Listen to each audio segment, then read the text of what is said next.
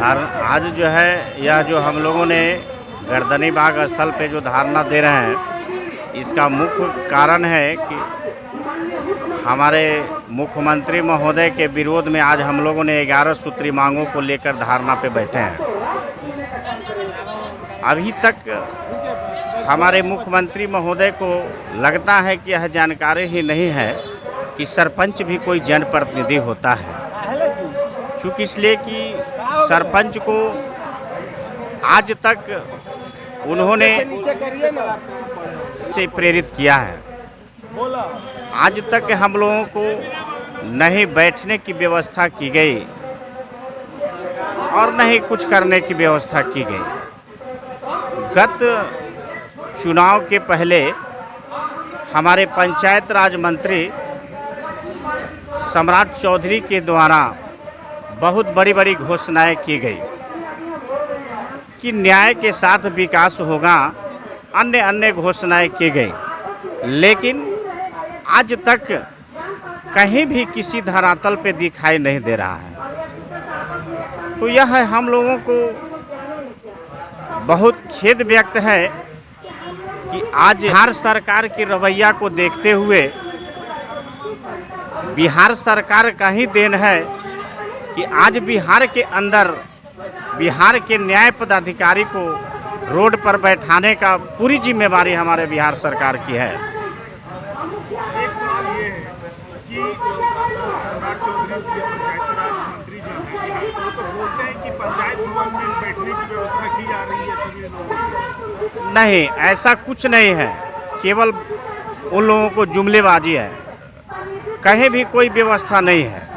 कहीं भी बिहार सरकार ने अपना भवन हम लोगों को बैठने का बोल रहे हैं कि हाईटेक बनाएंगे, इंटरनेट की व्यवस्था रहेगी, ऑफिस रहेगा, जो भी पंचायत के प्रतिनिधि हैं वहाँ आकर के बैठेंगे। वो सारा चीज़ बोल रहे हैं, लेकिन वो हम लोगों को लग रहा है कि वह जो है हम लोग को सपना ही दिखा रहे हैं कि आप लोग ऐसे ऐसे भवन में बैठेंगे, लेकिन बैठने को मिलेगा नहीं लगता है। ये सारी घोषणाएं उनकी अधूरी रह जाएगी।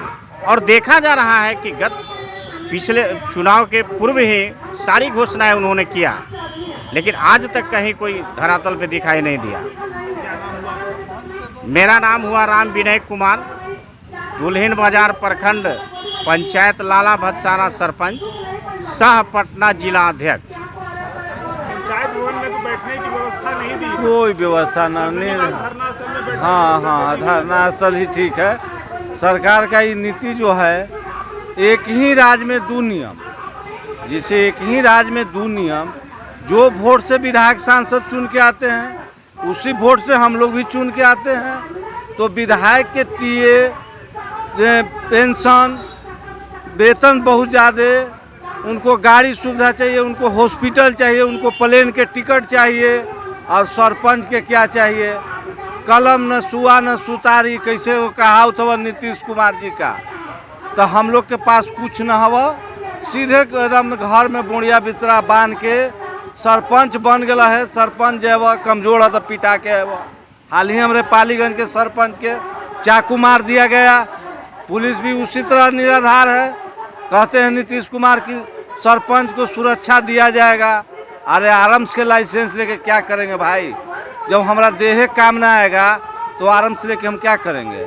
सम्राट चौधरी चुनाव के पहले आप मीडिया के बंधु भी सुने होंगे कि न्याय के साथ विकास करने का मौका मिलेगा सरपंच लोगों को। भागीदारी मिले, कहाँ मिला? कहाँ नीतीश कुमार जी दे रहे हैं? तो ये हम लोग के लाठी खिलाएंगे, पंचायत में लात खिलाएंगे, सरपंच बना के। सरपंच एक परमेश्वर होता है, गांधी जी का सपना था, जो गांधी जी का सपना कोई चकनाचूर कर दिए। हम लोग अब मजबूर हो गए हैं। अब इसके बाद ये 11 सूत्री मांग से नहीं सुधरेंगे तो हम लोग व्यापक राज्य स्तरीय सम्मेलन होगा। उसके बाद हम लोग गांधी मैदान में सामूहिक इस्तीफा हम लोग सब सरपंच पद दे देंगे। मेरा नाम हुआ विनय कुमार यादव, दुल्हिन बाजार सरपंच संघ के उपाध्यक्ष। पहले मैं अपना परिचय दे देता हूँ। मैं पालीगंज प्रखंड से आता हूँ, ग्राम कचहरी बाली पकड़ अमरपुरा का सरपंच हूँ। मेरा नाम संजीव कुमार हुआ।